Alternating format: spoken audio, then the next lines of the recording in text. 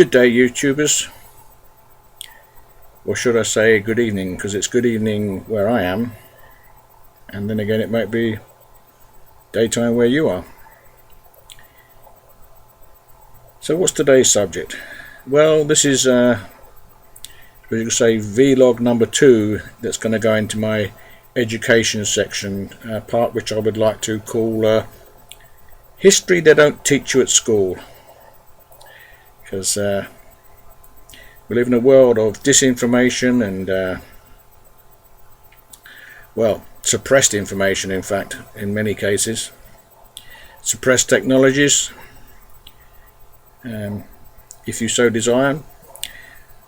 Look up I've forgotten the guy's name now, but Google water powered car and see what happened over that little marvel.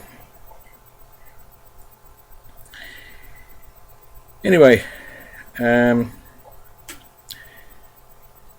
going to give you a further sharing from The Ruling Elite by Deanna Spingola. So the subject for today's presentation is, as I go to my tome here, social engineering, militarization, socialization, and communism. Let us begin. The corporatization of Christianity, worshipping another god. Now, I'm sure there's many shock horror. What do you mean, worshipping another god? We worship the God who created heaven and earth, don't we? Well, we do if we follow God's word and his guidance and his requirements of us. But if we follow men, then we're worshipping another god. This is why Jesus warned, didn't he? He said, do not follow the teachings and doctrines of men, and beware the yeast of the Pharisees. Anyway, let's begin. In his book, Capitalism and Slavery, Eric Williams concluded that the massive slave trade in the Atlantic helped fuel the Industrial Revolution, especially in Protestant countries where governments allowed Jewish financiers to reside. Officials borrowed vast amounts of money from them for warfare and to construct and equip slave ships, which used various iron contraptions to restrain the slaves. Opportunists always use industry, technology and warfare to profit. Andrew Carnegie exploited his position in the War Department and invested in iron manufacturing and coal mining, and by 1863 had an annual income of over $40,000. In 1861, John D. Rockefeller, John D. Rockefeller's Cleveland merchandising business received war orders. That's in inverted commas, so you know what that means. And its prices increased. So did his profits. 2 years later, he opened an oil refining business. By 1880, he was refining 95% of the nation's oil. People like Carnegie and Rockefeller set a new Darwinist style, survival of the fittest, love of money, dog-eat-dog standard, which some people adopted. Many people abandoned personal virtues such as thrift, diligence and honesty in their efforts to secure personal wealth, while fostering the characteristics of shrewdness, mendacity, sophistication and specialization. Darwinism transformed traditional values and beliefs. For further details on this subject, I would recommend that you obtain Heather A. Warren's Theologians of a New World Order, Reinhold Niebuhr and the Christian Realists from 1920 to 1948, published by Oxford University Press in 1997. The Gospel, as originally preached, focused on the internal soul, fixing oneself, not on altering society. When individuals or groups, like socialists, assume the task of fixing others, they frequently adopt an egotistical stance of self-serving superiority. After all, to lift others, one must believe he or she is in a higher, loftier, morally managerial position.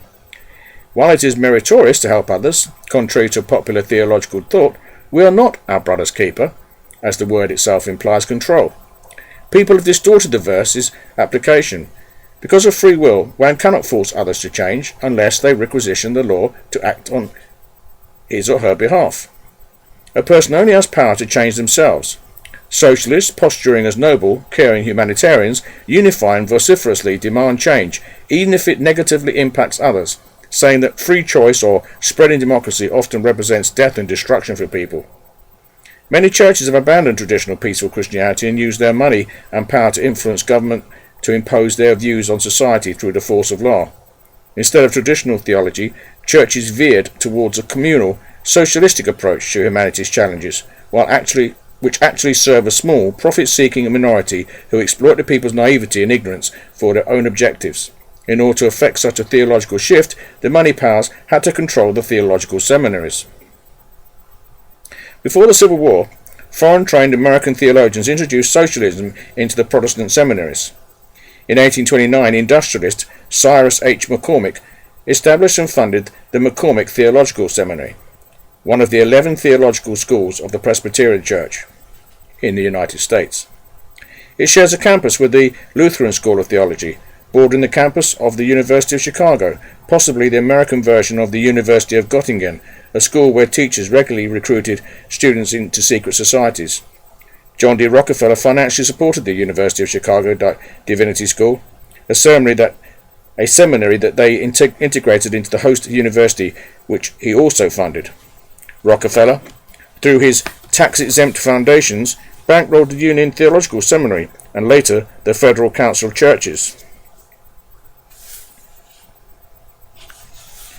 For more on the Rockefellers, I would suggest that you would purchase a copy of Peter Collier and David Horowitz's The Rockefellers, An American Dynasty, published by Holt, Reinhardt and Winston of Austin, Texas in 1976. George Williams founded the original quasi-Masonic Youth Men's Christian Association, or should I say Young Men Christians Association, on June 6 of 1844 in London, after witnessing the unhealthy social conditions due to the Industrial Revolution. He did for the YMCA what Lord Robert Baden-Powell had done for Scouting. The Order of the Rag is a secret society within YMCA, allegedly a Christian organisation. The first YMCA American chapter was in Boston on December 29, 1844. Within 11 years, the YMCA had become an international movement. On November 14, 1861, Morris K. Jessup, later a Pilgrim Society member, a banker and philanthropist, assisted in the creation of the United States Christian Commission. He co-founded the New York City chapter of the YMCA and served as its president in 1872. Jessup presided over the New York Chamber of Commerce from 1899 to 1907 and was president of the American Sunday School Union and the American Museum of Natural History. He was a trustee of the Union Theological Seminary and the Peabody Education Fund and was a treasurer of the Slater Fund, which later became the Rockefeller Foundation. He sat on Rockefeller's General Education Board, known as the GEB. For more on that, please check out silverinvestor.com and Charles Savoy Pilgrim's Silver Investor of May 2005.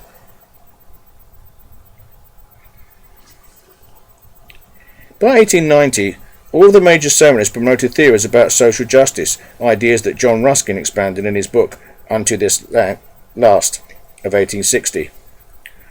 August Rasenbusch, a Baptist minister, an ardent abolitionist, and a German immigrant of 1846, who came from a long line of Lutheran preachers, taught at the Rochester Theological Seminary. You can find out more about this chap if you invest in Christopher Hodge Evans's book, The Kingdom is Always But Coming, A Life of Walter Rasenbusch, published by William B. Erdman's Publishing of Grand Rapids, Michigan in 2004.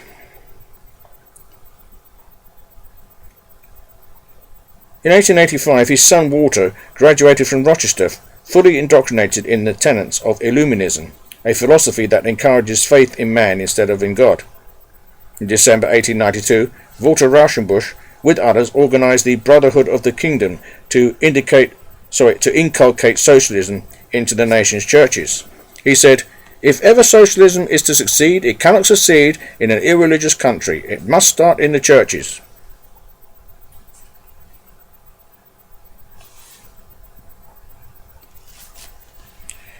Please also take a look at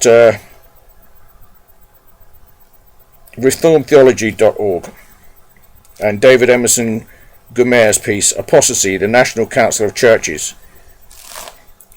I note that all these links may not be available anymore because they were obviously accessible as of May of 2012, and 2 years later a lot of things happened, and if there's been enough people possessing this tome, they will be those sites would have probably been quite busy.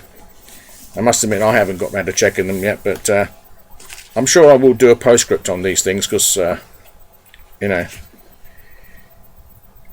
it's always important to check the sources.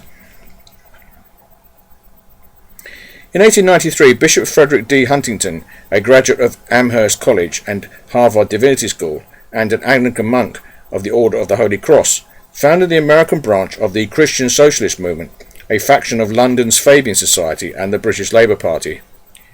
Huntington, a dedicated socialist and a central New York Episcopalian bishop, was president of the Church Social Union and sympathised with his parishioners because of their working conditions. He and his son James established the Church Association in the Interests of Labour, or the CAIL. Huntington was the CAIL president from 1887 to 1904. More on that can be found in Robert E. Weir's Beyond Labour's Veil, The Culture of the Knights of Labour, published by the Pennsylvania State University Press, University Park, Pennsylvania, in 1996. The dissemination of socialism in the churches coincided with the spread of socialism elsewhere. In 1902, delegates and lay officials of numerous churches had attended the National Convention of the Socialist Party in Chicago. Christians, inverted commas, then created two Christian socialist organizations with the avowed purpose of extending the principles of socialism among church people of America. That was their mandate. The first and largest organization created in June 1906 was the Christian Socialist Fellowship, an interdenominational group headquartered in Chicago. Its general secretary was the Reverend Edward Ellis Carr, Ph.D.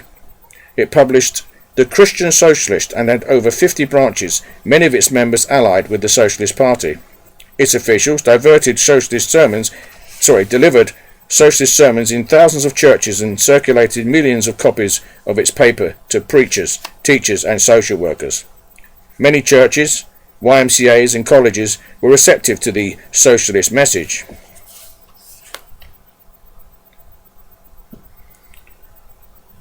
I don't know, some of these things, I'm going to quote the source, but some of these things I'm not sure whether they're readily accessible.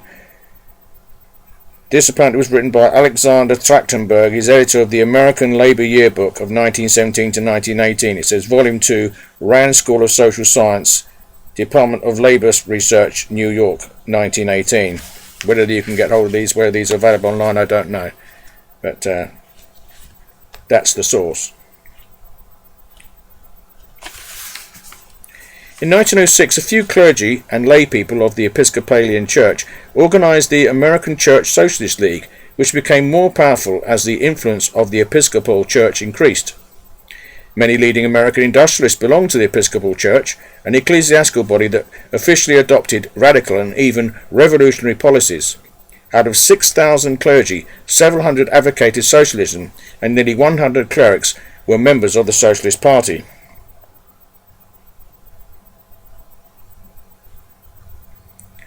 On November 15, 1905, theologians had created the Federal Council of Churches in New York City. Later it would become the National Council of Churches. For more of this, please see John Frederick Wolverton's and Robert H. Gardner and the Reunification of Worldwide Christianity in the Progressive Era. That's University of Missouri Press, Columbia, Missouri, 2005.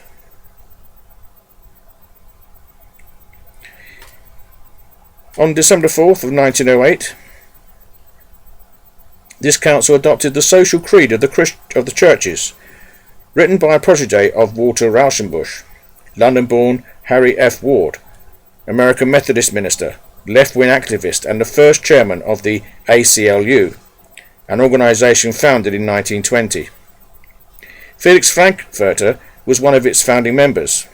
Ward taught ethics at the Union Theological Seminary from 1918 to 1941, helped fund the Methodist Federation for Social Action, and was the chairman of the American League Against War and Fascism, a communist front.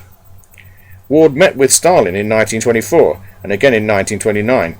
He went to China in 1925 and taught Christian clergymen there. Korea's prominent religious leaders received training at Union Theological under the tutelage of Henry S. Coffin, Skull and Bones, who was president of the seminary from 1926 to 1945. For more on this, you can find it in the book Skull and Bones, The Bush's-China Connection. This is from an article in the New Federalist of January 26, 1990, found on the IlluminatiNews.com website, under the heading of Skull and Bones, China, as of May of 2012.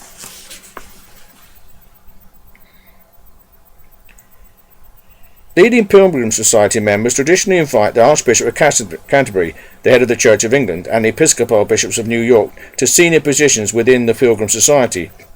Bishop Henry C. Potter of the Episcopal Diocese of New York of 1887 to 1908, president of the Pilgrim Society of 1903 to 1907, advocated social reform and regularly went to London to preach at Canterbury Cathedral, at Westminster Abbey, and at St Paul's Cathedral. Members of the Society allegedly staff St Paul's Church. St Paul's is at the top of Ludgate Hill, the highest point in the City of London, and functions as the mother church of the Diocese of London.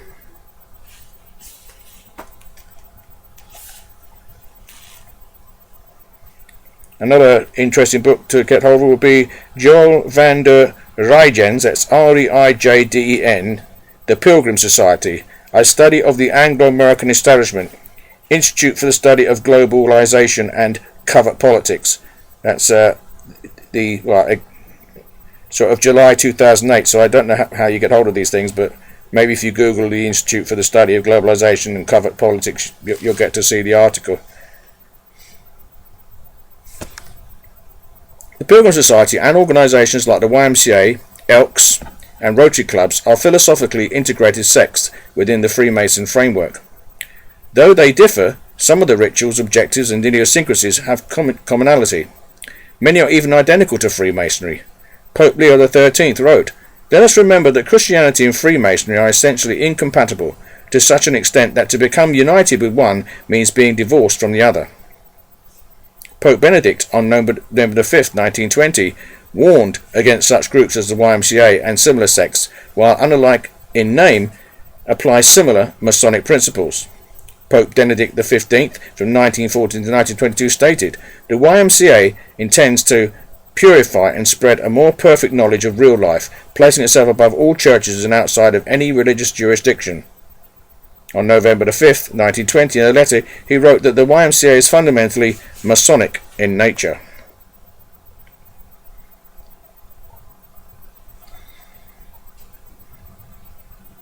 So apparently you can find out, if you go to upholdingtradition.com /modern problems /Freemasonry PMASNRY, whatever that means. And the title of it is Papacy and Freemasonry, speech by Monsignor Juin on December the 8th of 1930.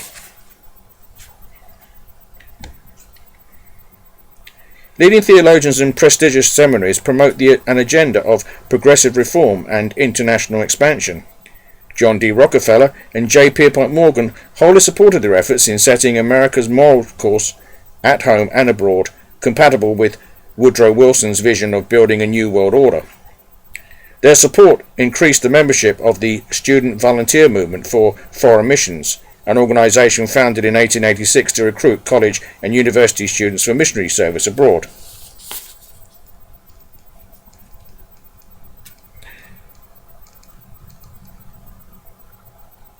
Arthur T. Pearson, who was determined to evangelize the world, initiated the movement. Librarians categorized the records of the organization in the Yale Divinity School library. Pastor Harry E. Fosdick, a graduate of Union Theological Seminary, was, by 1922, the pastor of the Riverside Church. With financing from John D. Rockefeller Jr., he, with the congregation's support, decided to build a gigantic, Gothic-style interdenominational cathedral modelled after France's Cathédrale Notre-Dame des Chartres to characterize New York City values. It is now a UNESCO World Heritage Site. Fosdick remained senior minister at the Park Avenue Baptist Church until 1946, where he established diversity and progressivism. J. Pierpont Morgan managed the financial resources of the Trinity Church at the intersection of Broadway and Wall Street in the Episcopal Diocese of New York. The church currently owns about 40 commercial properties in Manhattan and sports a stock portfolio of about $50 million, which together produces a healthy yearly return of $25 million, of which officials expend $2.6 million for benevolent causes. Officials pay the rector a salary of $100,000 a year, and he resides in the Upper East Side, St. Bartholomew, located on Fifth Avenue. Spends about $100,000 a year out of its annual budget of $3.2 million. Something wrong with those figures, isn't there? Whatever happened to give and not to count the cost? On February 10, 1914, Carnegie, with leaders from the Federal Council of Churches, created the Church Peace Union, a council affiliate which hoped to appeal to both Protestants and Catholics. He pledged $2 million to the group. The Fabian Socialists established the International Fellowship of Reconciliation. On November the 11th, 1915, Socialists organized an American branch of the fellowship. That council spearheaded many interdenominational projects when the United States entered World War I, which gave so-called Christian credibility to warfare. That council spearheaded many interdenominational projects when the United States entered World War I, which gave so-called Christian credibility to warfare. It coordinated the efforts of many denominations and other groups like the YMCA and the YWCA. It created the General Committee on Army and Navy Chaplains and the General Wartime Commission of the Churches. The rigors of war convinced many people that worldwide cooperation was preferable to competition with each other for men's soul. Some theologians suggested the creation of an international Christian council comparable to the League of Nations, but without doctrinal divisions. Their motto, "Doctrine divides, but service unites," sounded deceptively appealing. From on this subject, please take or invest in or borrow from the library, if possible, Eustace Mullins's Murder by Injection, Destroy of the Medical Conspiracy Against America, the National or Council for Medical Research, Staunton, Virginia, of 1988. Now, sorry, but yeah, that don't think that's a source for. It's just poor light. Yeah, sorry, that last piece was Heather Warren's book, the one published by Oxford University Press, if you're paying attention.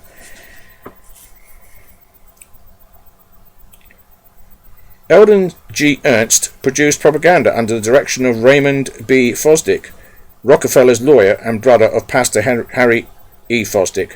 Ernst, a graduate of Rochester Divinity School and Yale University, wrote Moment of Truth for Protestant America, Interchurch Campaigns Following World War I. It provided the standard interpretation of the Interchurch World Movement, or IWM, of 1919 and 1920. It was a convoluted fabrication of the historical record based on a document entitled History of the Interchurch World Movement. Editors compiled that history to conceal Rockefeller's heavy financial role in the IWM, which began functioning immediately after the armistice using big business promotional methods.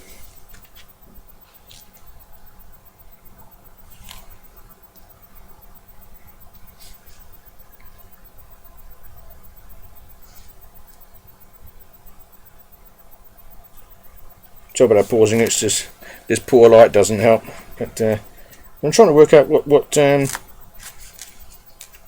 source regarding the medical comes in. I'm looking at the source numbers. I don't see where that one is.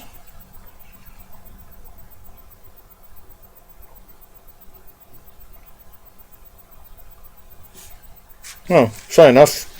Yeah, Eustace Mullins is actually linked with that piece about the the New York Trinity Church in New York, and the obscene amounts of money that they collect, and the crumbs that they dish out in comparison. I mean, sorry, I'm just going back on the figures. I mean, this is ridiculous, isn't it? They have an annual budget of 3.2 million, and yet they only spend 100,000. I mean, come on. You know, you would have thought they would at least give at least say 1.5 million. You know, with a budget like that, it beggars belief, doesn't it? Really, I mean, it's so, it's so.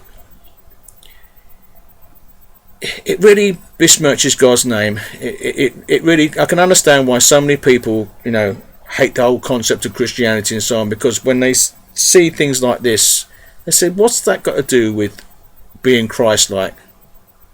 None whatsoever. None whatsoever. Okay, let's continue.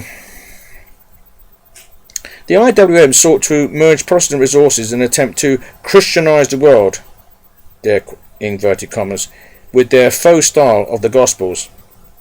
That means fake, yeah, for those who don't understand the word faux, as in faux news instead of Fox News. Raymond B. Fosdick found the perfect deep pocket to help fund his internationalist ideology. Rockefeller also began funding the Eastern Establishment's Council on Foreign Relations, CFR. Fosdick, a New World Order proponent, was one of Rockefeller's most confidential associates and a trustee from 1921 to 1948 and president 1936 to 1948 of the Rockefeller Foundation. He had long supported Wilson, whom he had known since 1903 when he studied at Princeton University.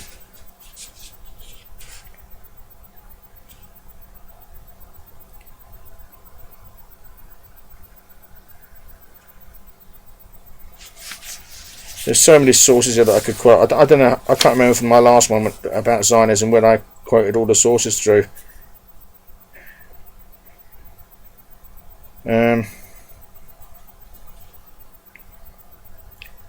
This is because I want to get through. Well, actually, we're getting close to the finish of this piece. Just, you know, because that's what we're looking at, the corporatization of Christianity, sadly. You know, see, there's so. I mean, it's really, you know, this is. I'm hoping this will inspire people to pick up this book, because it's such an education. It really is. It really shows how this world has been molded, basically. How certain individuals have used their financial influence to further their agendas. Right, we're nearly into this bit, so we'll, anyway, so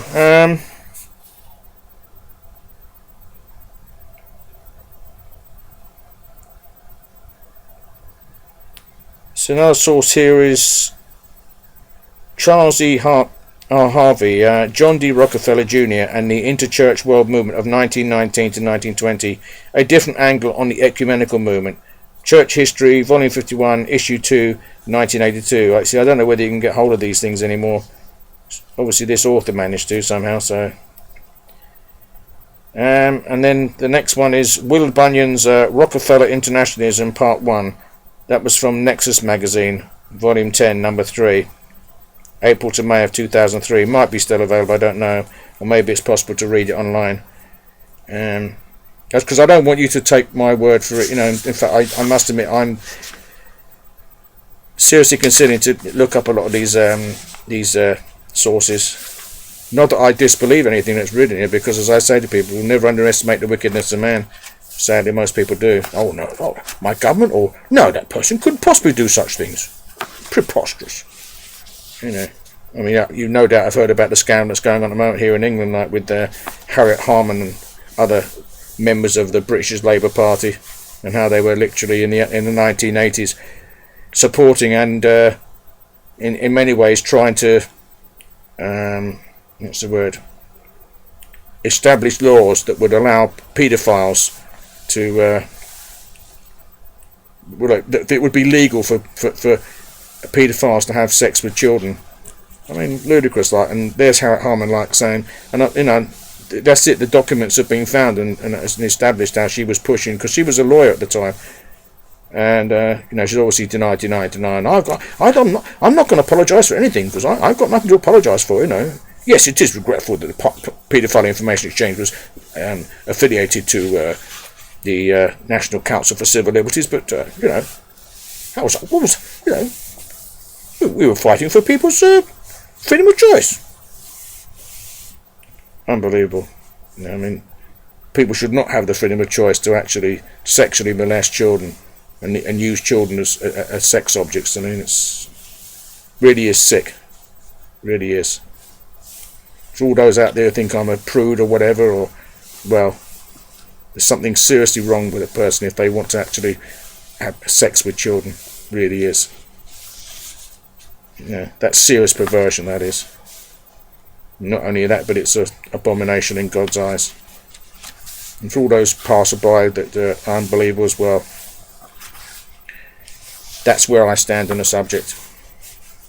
And call me homophobe, call me whatever you want. But truth is the truth, whether you like it or not. Fosdick was a civilian aide to General John J. Pershing and accompanied Wilson to the Paris Peace Conference of 1919. He had a good relationship with Edward M. House, Wilson's advisor. In January 1920, during the IWN World Survey Conference in Atlantic City, Rockefeller, serving on the Budget Review Committee, endorsed IWN Industrial Relations Department's pro-union investigation of the steel strike. He reiterated that the church needed to be more socially concerned in the future. He became a member of the IWN Executive Committee soon after the conference and secretly promised to underwrite any IWN bank loans. Rockefeller, at his son's urging, endowed the IWN with at least $50 million or more. He made certain there was sufficient money to finance a huge campaign to sell the unification concept of the IWN to bind ministers of participating churches in a common pension fund, as well as in foreign and domestic issues. John D. Rockefeller Jr. persuaded his father that the IWN would have more extensive influence than the League of Nations in promoting worldwide peace, contentment, goodwill and prosperity. He envisioned a powerful religious alliance that would function under his father's skillful tactics like a corporation.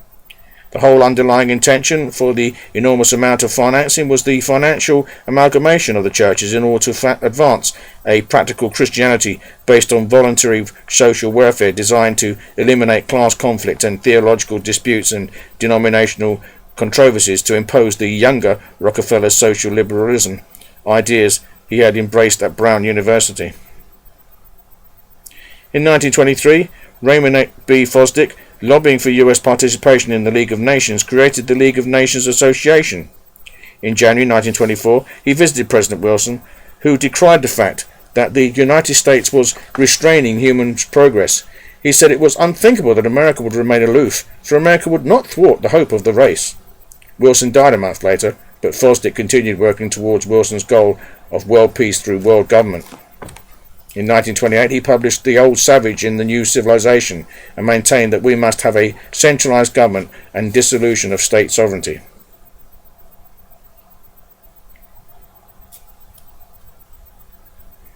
Another interesting source here is Gary Allen's The Rockefeller File, the untold story of the most powerful family in America. That's published by 76 Press, Seal Beach, California in 1976. The Federal Council assaulted free enterprise and capitalism and promoted socialism. In its 1932 official report, it stated, "The Christian ideal calls for hearty support of a planned economic system. It demands that corporations shall replace competition as a fundamental method. In December 1932, at a meeting in Indianapolis, the Council unanimously espoused the Socialist Creed. The churches should stand for social planning and control of the credit and monetary system and the economic processes. The Council changed its name to the National Council of Churches to distance itself from its communistic image. Even with the name change, many astute people denounced the organisation for its continued propagation of radical socialism and totalitarian authority. Through the Ford Foundation, the National Council of Churches has donated hundreds of thousands of dollars to militarize revolutionary communist groups in Africa, while thousands of Americans condemn the slaughter and violence there. And as we speak, that's still going on, isn't it? And one wonders what's behind the shenanigans in the Ukraine. Well, I think that's sufficient to give you an idea that nothing is as it seems, and I'm sure this will be like a lot of my presentations, meagerly taken note of, but never mind. I just feel moved to share these things with people. So, as Jesus said, let them have ears hear or let them have eyes see. So I hope that it's been well and duly noted, and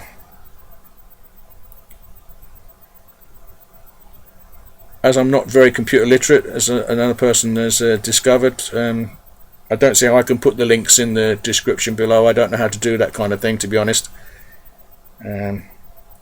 My computer skills are limited. But I hope that this has opened eyes and minds, and that we all have to be more Christ-like and stop supporting the wicked system of this world. So with that, I wish you all well, and may our Lord watch over you and keep you safe. So it's from me, bye for now.